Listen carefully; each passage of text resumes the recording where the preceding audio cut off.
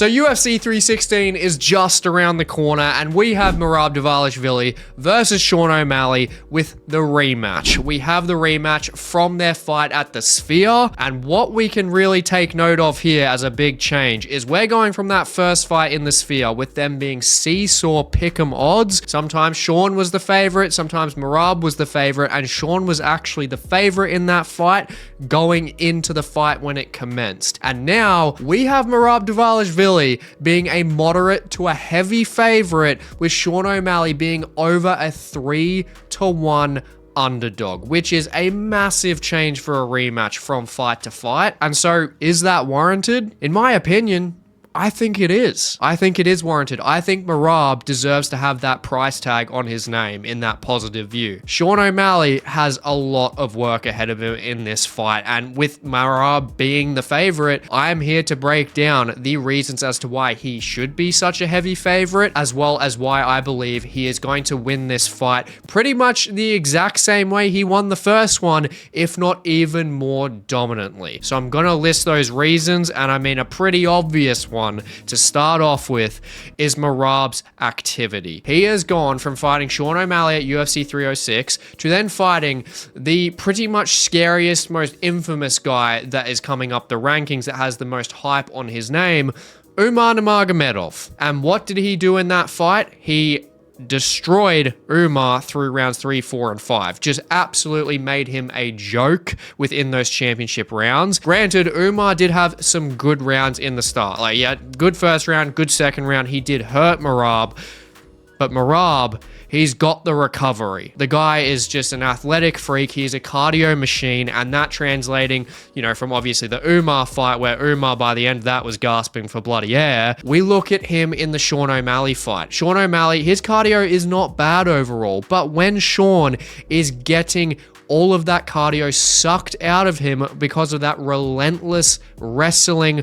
pressure pace that Merab is putting on from the first minute of round 1 to the 5th minute of round 5, it is just a nightmare matchup realistically, because Merab just has the winning formula to absolutely just steal the willpower from his opponents. He's done it to Sean, he's done it to Umar, he has done it to guys like Petr Yan. I mean, he's done it to Jose Aldo, he's done it to everyone. He is the Bantamweight GOAT now. It's pretty much just non-negotiable at this point, especially completely solidified if he beats Sean O'Malley. Now, I believe in this fight, I believe it's pretty much going to go the exact same way that it went in the first fight at the UFC 306 in the Sphere, if not even more dominantly for Merab Dvalishvili in this fight. And with that wrestling pace, it is the formula that is going to stifle, naturally, a striker like Sean O'Malley. And even more to that point, we do have tape from the first fight.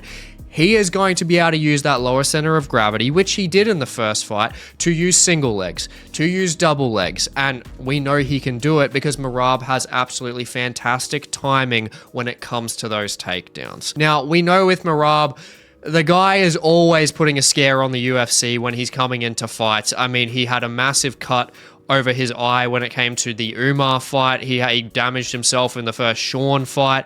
And then he's also broken his toe, his pinky toe, in this fight. Now, is that going to be an issue? I mean, potentially if he's throwing body kicks, which he was doing a very good job of in the first fight against Sean O'Malley to really cover that distance, which he does a great job of, and it's extremely underrated. But the guy literally just said, it's okay, I've got 9 other toes. But the guy is just so confident. He is so confident, and he was oozing that not only in the first Sean fight, but he was oozing that in the Umar Nurmagomedov fight.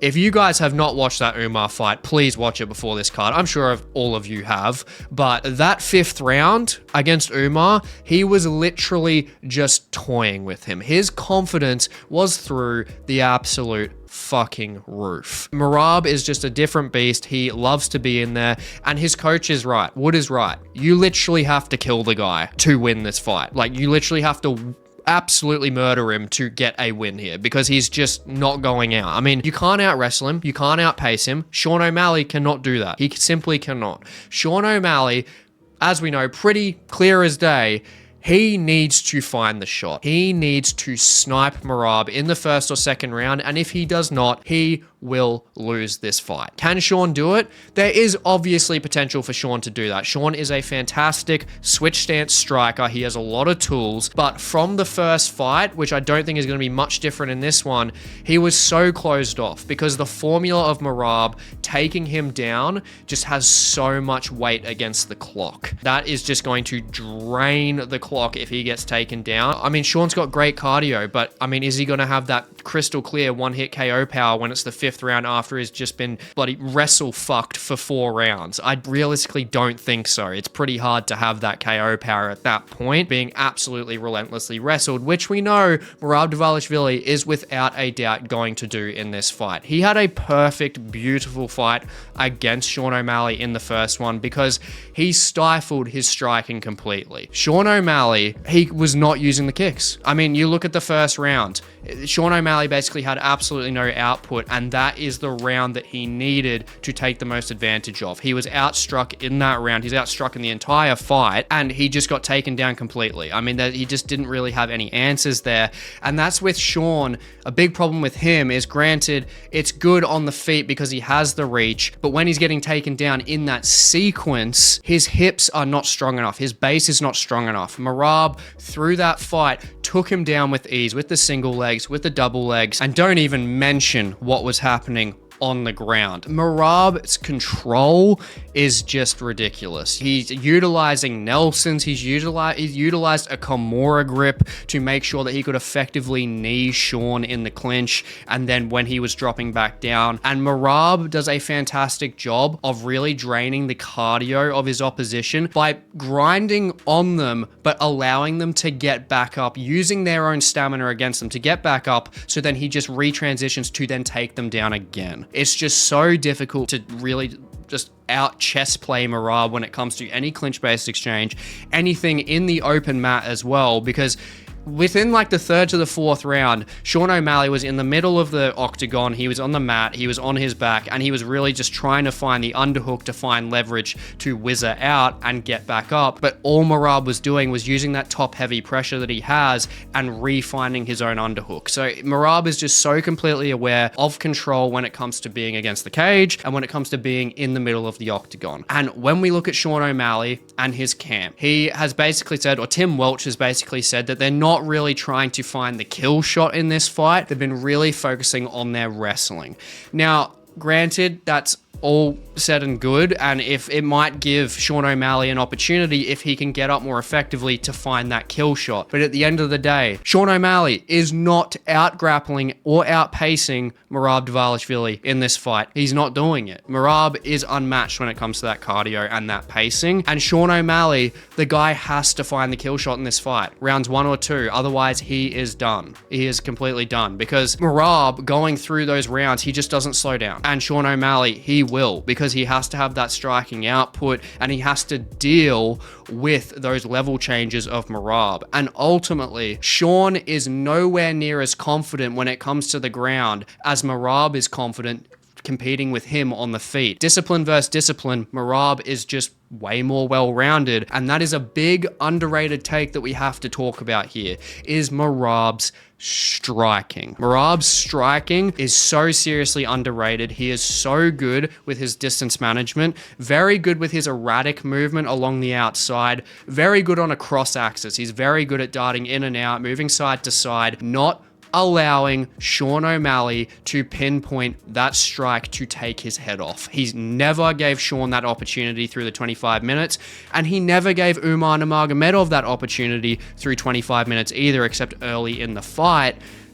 And that's because his movement is so good. But not only that, offensively, Merab's really tight hooks within close quarter exchanges is fantastic. He's really, really good at finding those tight hooks, stringing in like 3 to 4 piece combinations. Granted, he looked great against Umar towards the end of that fight with his striking. He hurt Umar, but in the Sean O'Malley fight, I think it was even more impressive, even though it was a fight beforehand. Merab just gave so many looks when it came to the striking. He was really utilizing feints very well. He was striking effectively when he got into range, and he was also throwing body kicks at range. He was always looking for shots, and he wasn't scared of Sean coming forward. And O'Malley, ultimately, he just couldn't string combinations together because he loves utilizing knees. He loves utilizing, obviously, 3 to 4 piece combinations when it comes to his striking in general, forward pressuring, because he is a high volume fighter. But he needs to look out for the wrestling there, and that's where his striking fluidity is completely cut down. And with Merab doing that,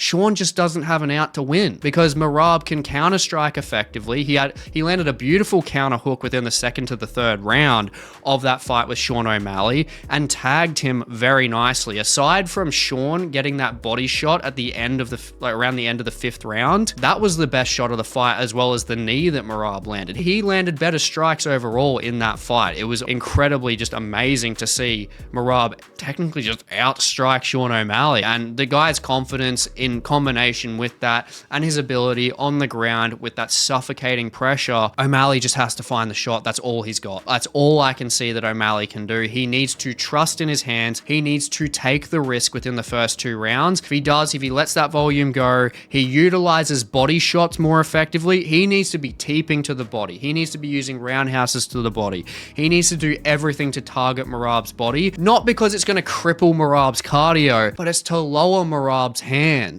because he needs to be able to lower Merab's hands and just be able to find that kill shot. Because I'm telling you, if it's not happening in 10 minutes, it's not happening at all. It's just not. I don't see it happening unless he is able to just land on Merab, where Merab's just having an absolute fucking doozy and he gets caught out. Like, there's a possibility there. I mean, Merab is just nuts. Like, you know, he's kissing Sean O'Malley on the back, which is also in part his confidence, but he's also getting tagged when he's like talking to Tim Welch in the first 20 seconds.